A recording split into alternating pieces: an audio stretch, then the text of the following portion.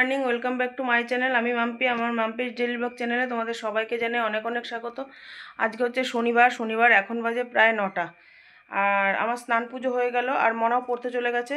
তো আমি স্নান করে এসেছি, তখনই ওই স্যার ফোন করে বললো পাঠিয়ে দেওয়ার কথা। তো সাথে সাথে মনাকে দুধ গরম করে কমপ্লানগুলো দিলাম, ও খেয়ে পড়তে চলে গেলো, আমি দিয়ে আসলাম। তো ওকে পড়তে দিয়ে এসে তারপর আমি পুজো দিলাম। আর আজকে হচ্ছে শনিবার, যেহেতু শনিবার আজকে নিরামিষ রান্না হবে। তো কি রান্না করবো এখনও ঠিক নেই। তো দেখি, এখনও চা খাইনি, আমি আগে চাটা খাই, চা খেতে খেতে ভাবি, তারপর তোমাদের জানাবো, সঙ্গে থাকো। দেখো বন্ধুরা, চা করে খেলাম, আর চা খেতে খেতে ভেবেও ফেললাম কি রান্না করব। তো দেখো, চা খেয়েই চলে আসলাম রুটি করতে, আর তরকারিও কেটে নিলাম, রাত্রে যেহেতু কিছুই গুছিয়ে রাখতে পারিনি। তো এখন রুটি করছি, রুটি আর আলু, বরবটি, কুমড়ো না, সরি কুমড়ো নেই, গাঠি কচু, বেগুন সব দিয়ে একটা তরকারি করছি, ওটা রুটির সঙ্গে খাওয়া হবে। আর দুপুরে হবে লাউ দিয়ে ডাল, আর হচ্ছে যেহেতু আজকে শনিবার, পনিরটা ওর বাবা রাত্রেই এনে রেখেছিল, তো পনিরের তরকারি আর একটু ভাজাভুজি করব।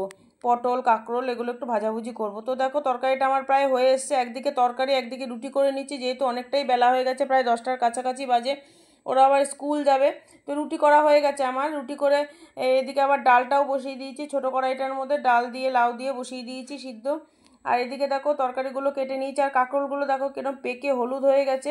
একটাই কাঁকরোল ছিল, তো ভেজে নেবো আর কি, আর পটল ভাজা। আর এই যে পনির, আলু দিয়ে পনিরের তরকারি, আজকে যেহেতু নিরামিষ। বন্ধুরা, তোমরা জানো কালকে টেডি বিয়ারগুলো কেচেছিলাম, তো কালকে ওয়েদার মোটেই ভালো ছিল না, কাচতে বসেছি তখন থেকেই খুব মেঘ ডাকছিল, বিদ্যুৎ চমকাচ্ছিল।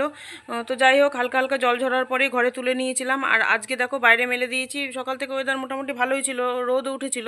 আর এখন দেখো কীরকম আকাশ মেঘলা করে এসছে, দেখো ঝিরিঝিরি বৃষ্টিও আরম্ভ হয়েছে। এই যে এই টেডি যে কবে শুকাবে জানি না।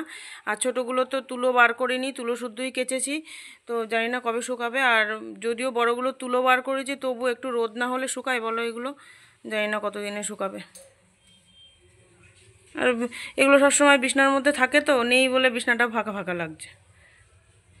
ফ্রেন্ডস দেখো, এখন বাজে দুপুর 1:30, আর ওরা এক্ষুনি স্কুল থেকে চলে আসবে, মনা আর ওর বাবা। আর দেখো আমার চুল পুরো ভিজা, মানে স্নান করে উঠে সেই যে গুটিয়ে ক্লিপ দিয়ে বেঁধেছি, আর তো ছাড়ার সময় পাইনি, কারণ চুল ছেড়ে আমি রান্না করতে পারি না, অস্বস্তি লাগে আমার সারাক্ষণ। এই যতক্ষণ একটু শোবো ততক্ষণ একটু চুলটা ছাড়া থাকবে, নাহলে উঠবো পর চুল ব্যাস ক্লিপ দিয়ে রাখবো, আর চুল পুরো ভিজা, এই জন্য আমার চুল আরও বেশি উঠছে এমনি বর্ষাকাল। আর দেখো, যে ভয়টা পাচ্ছিলাম সেটাই হলো, সেই বৃষ্টি নামলো, এখন আবার বৃষ্টি থেমে গেছে।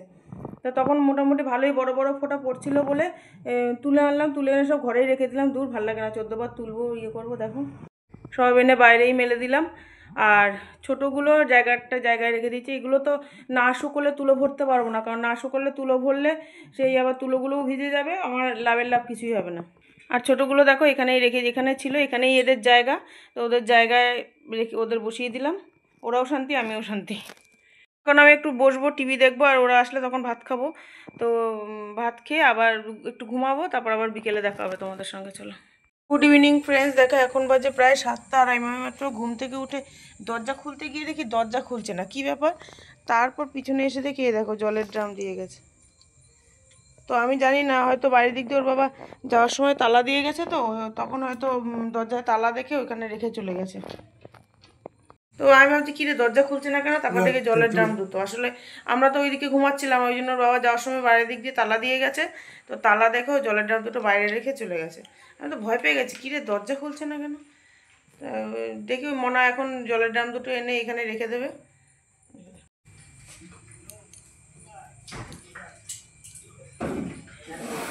দেখো বন্ধু না, মনে হয় কত বড় হয়ে গেছে, 20 লিটারের জলের ড্রাম বয়ে নিয়ে চলে আসছে।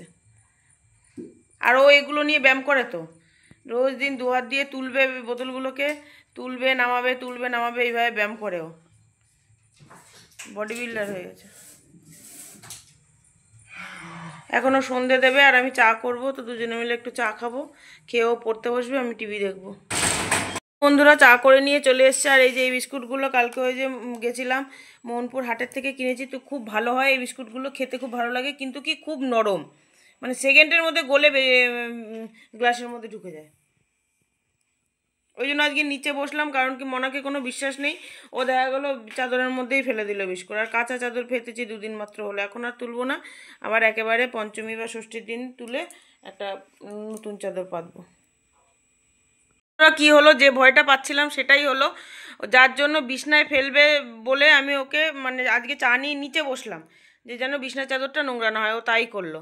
বিস্কুটটা খেয়ে চায়ের প্লেটটা নিয়ে চায়ের কাপটা নিয়ে খাটে উঠলো, উঠে বসে চায়ের কাপটা পুরো উল্টে দিল।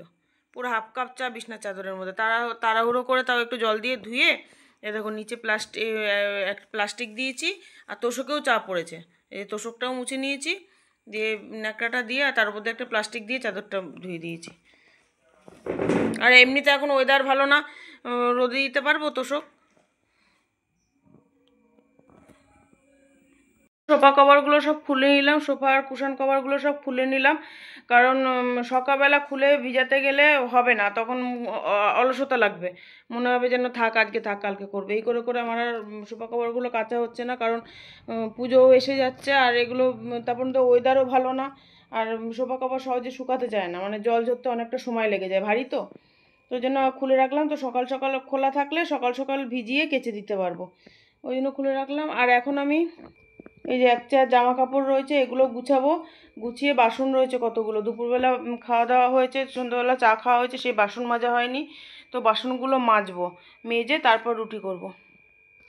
তো বন্ধুরা দেখো, এখন ঘড়িতে বাজে 9:30। এখন এই জামা কাপড়গুলো গুছাবো, গুছিয়ে বাসন মাজবো, মেজে তারপর রুটি করবো। আর আজকে রাত্রে তো পনির আছে, আর রুটি শুধু আমার আর ওর বাবার জন্য করতে হবে।